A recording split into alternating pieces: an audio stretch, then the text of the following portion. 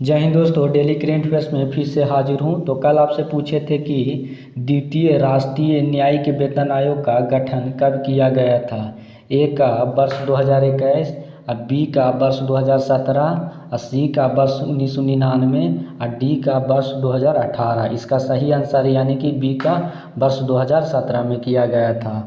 इसका हम व्याख्या के बात कर लेते हैं। तो यानी कि सुप्रीम कोर्ट के आदेश के तहत किया गया था 2017 में, अनुच्छेद 32 के तहत। इनके जो अध्यक्षता किए थे यानी कि पूर्व न्यायाधीश न्यायमूर्ति पी वेंकटराम रेड्डी के तहत किया गया था। इसका मुख्य उद्देश्य की बात कर लेते हैं तो यानी कि न्यायपालिका से संबंधित न्यायिक अधिकारियों के वेतन और ढांचे पर उपलब्धियों को नियंत्रित करने वाले सिद्धांतों को विकसित करना है। और राज्य केंद्र शासित प्रदेश में न्यायिक अधिकारियों के पारिश्रमिक तथा सेवा शर्तों की वर्तमान संरचना की जांच करना और सेवानिवृत्ति के बाद आदि पेंशन जैसे लाभों को उपयुक्त सिफारिश करना है।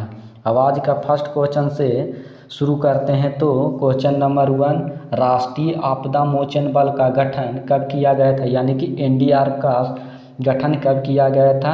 ए का वर्ष 2010, और बी का वर्ष 2009, और सी का वर्ष 2005, और डी का वर्ष 2006। इसका सही आंसर है यानी कि सी का है वर्ष 2005 में किया गया था। इसका व्याख्या के बात कर लेते हैं। तो एनडीआरएफ का स्थापना यानी कि अधिनियम 2006 के आपदा प्रबंधन अधिनियम 6 के तहत यानी कि 5 में किया गया था। इसका प्राथमिक उद्देश्य होता है यानी कि प्राकृतिक और मानव निर्मित आपदाओं को त्वरित ढंग से प्रतिक्रिया देना होता है। इसके आगे के बाद संरचना के बात कर लेते हैं। तो इसमें जो कार्य बल लगते हैं यानी कि भारतीय सुरक्षा बल यानी कि बीएसएफ, और केंद्रीय रिजर्व पुलिस बल सीआरपीएफ लगते हैं।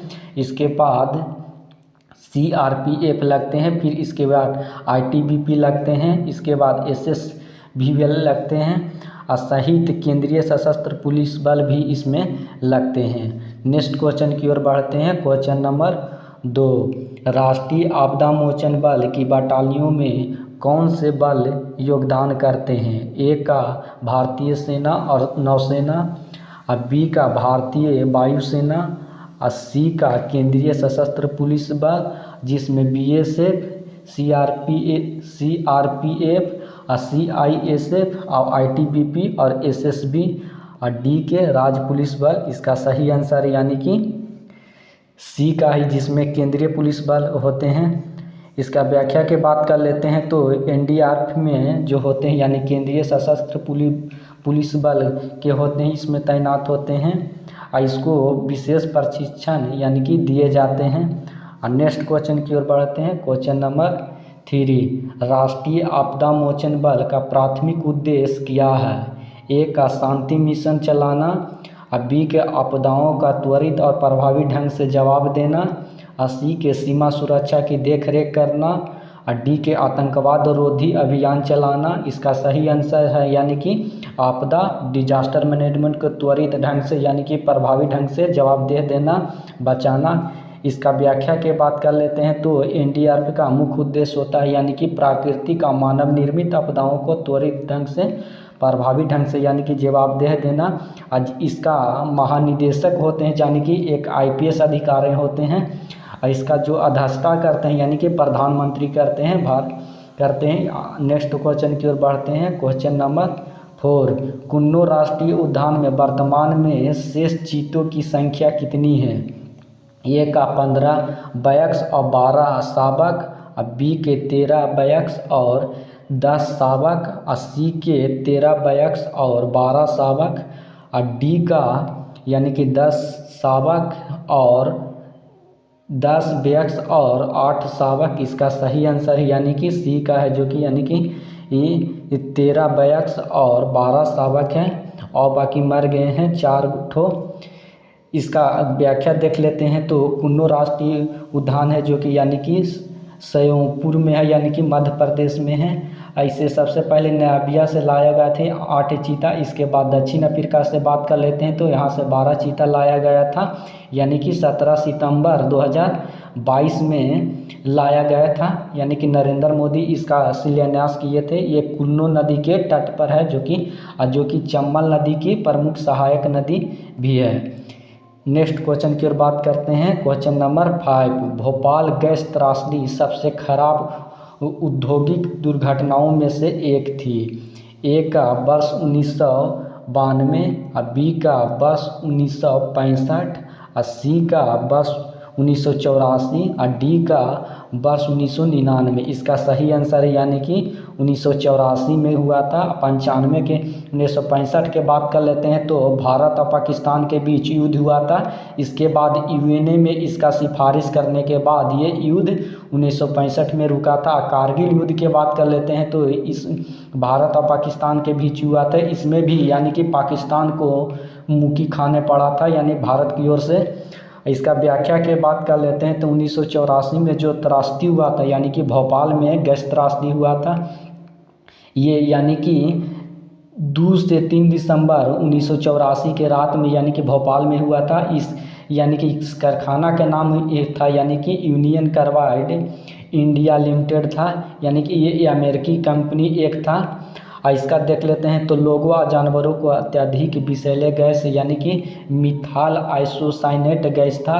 इसके संपर्क में आने के कारण कई लोग तो तुरंत मर गए और कई लोग को दीर्घकालिक यानी कि स्वास्थ्य प्रभाव पड़े, जिससे मौत हुए हैं। ज़्यादातर इसमें देखा जाए तो अभी भी कई लोग कैंसर से प्रभावित हुए हैं। नेक्स्ट क्वेश्चन की ओर बात करते हैं। क्वेश्चन नंबर 6, निम्नलिखित में से कौन सी नदी प्रणाली प्रायद्वीपीय भारत की तीसरी सबसे बड़ी नदी है? ए के महानदी, बी के कृष्ण, सी के गोदावरी और डी के कोई भी नहीं। इसका सही आंसर है यानी कि महानदी है। कृष्ण नदी के बात कर लेते हैं तो यानी कि साउथ इंडिया के ये हैं। और गोदावरी की बात कर लेते हैं तो दक्षिण भारत के यानी कि गंगा इसे कहा जाता है। इसका व्याख्या के बात कर लेते हैं तो यानी कि महानदी या प्रणाली जो कि गोदावरी और कृष्ण के बाद प्रायद्वीपीय भारत की यानी कि तीसरी सबसे बड़ी नदी है, यानी कि उड़ीसा राज्य के भी सबसे बड़ी नदी है। इसका जो यानी कि महानदी का उद्गम होता है यानी कि छत्तीसगढ़ में, यानी कि रायपुर ये जो राजधानी कैपिटल यहीं के नज़दीक से यानी कि अमरकंटक के दक्षिण में से निकलती है। नेक्स्ट क्वेश्चन की ओर बात करते हैं। क्वेश्चन नंबर 7, भारतीय संविधान में किस अनुच्छेद के तहत भारत के अटॉर्नी जनरल का पद प्रदान किया गया है? ए का अनुच्छेद 77, बी का अनुच्छेद 76, सी के अनुच्छेद 78 और डी के अनुच्छेद 32। इसका सही आंसर देना है, यानी कि इसका सही आंसर है यानी कि आर्टिकल 76 के तहत किया गया था। अटॉर्नी जनरल होते हैं यानी कि भारत के सर्वोच्च विधि अधिकारी होते हैं, यानी कि न्यायिक अधिकारी होते हैं। और इसका नियुक्ति होता है यानी कि संसद इनको यानी कि प्रधानमंत्री के मंत्रिमंडल के ओर से सिफारिश किया जाता है और राष्ट्रपति के पास भेजा जाता है और राष्ट्रपति इसके बाद इनको नियुक्ति करते हैं। अब भारतीय संविधान के अनुसार देखें तो अनुच्छेद 76 के तहत अटॉर्नी जनरल को पद का सिफारिश किया जाता है, जो कि भारत के लेवल में सबसे उच्च अधिकारी ये होते हैं। नेक्स्ट क्वेश्चन की ओर बात करते हैं। नमदाफा राष्ट्रीय उद्यान किस राज्य में स्थित है?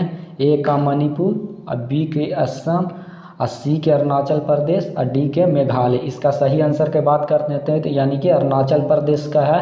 अरुणाचल प्रदेश को यानी कि तिब्बत यानी कि दक्षिण तिब्बत मानता है, यानी कि चाइना मानता है यानी कि दक्षिण। और सबसे ज़्यादा विवादित क्षेत्र के बात कर लेते हैं तो यानी कि भारत का जो LOC से यानी कि पश्चिमी है और इसके बाद यानी कि पूर्वी है, नॉर्थ ईस्ट अरुणाचल को मानता है यानी कि तिब्बत का दक्षिणी क्षेत्र। इसका व्याख्या के बात कर लेते हैं तो यानी कि अरुणाचल प्रदेश में ये स्थित है। इसका क्षेत्रफल के नमदाफा राष्ट्रीय उद्यान के बात करते हैं, क्षेत्रफल के 1985 वर्ग किलोमीटर है, यानी कि ये जंक्शन के रूप में, यानी कि यहाँ पर देखते हैं तो भारत, म्यांमार और तिब्बत की सीमा ये यहाँ पास में भी लगता है। ये उद्यान यानी कि दाफा बम श्रेणी और मिसमी पहाड़ी के पटकाई श्रेणी के बीच ये यानी कि राष्ट्रीय उद्यान है। नेक्स्ट क्वेश्चन की ओर बढ़ते हैं। क्वेश्चन नंबर 9, मुद्रास्फीति यानी कि इन्फ्लेशन से निपटने के लिए भारतीय रिजर्व बैंक RBI क्या करता है? ए का SLR बढ़ाता है और CRR घटाता है, और बी का SLR और CRR दोनों बढ़ाता है, और सी का SLR घटाता है और CRR बढ़ाता है, और डी के इनमें से कोई ना। इसमें देखा जाए तो यानी कि तरलता भी RBI बढ़ाता है और नगद भी। इससे क्या होता है यानी कि जो बैंक में जो यानी कि जो ऋण लेते हैं उनको कम उस समय इन्फ्लेशन के समय दिया जाए, इससे यानी कि इन्फ्लेशन जो होते हैं नीचे आते हैं।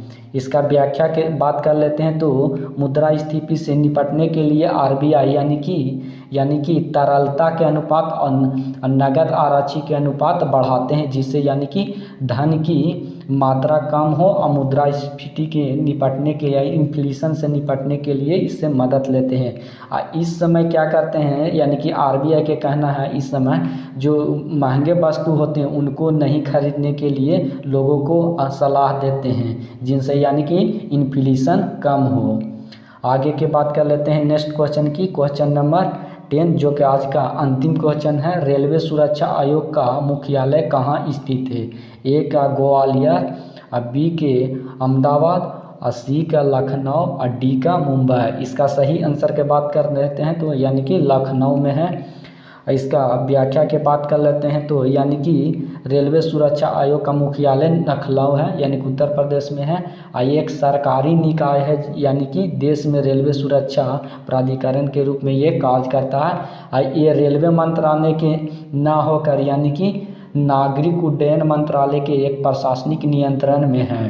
आज का अभ्यास प्रश्न देख लेते हैं जो कि निम्नलिखित में से कौन सा देश पहला राज्य है जो कि न्यूनतम समर्थन मूल्य यानी कि MSP पर सभी फसलों की खरीदारी करता है? ए का उत्तर प्रदेश, और बी का पश्चिम बंगाल, और सी का बिहार, और डी का हरियाणा। इसका सही आंसर हमें कमेंट बॉक्स में देना। जय हिंद दोस्तों, अब मिलेंगे नेक्स्ट टॉपिक पे। अगर वीडियो अच्छा लगे तो लाइक एवं सब्सक्राइब करें।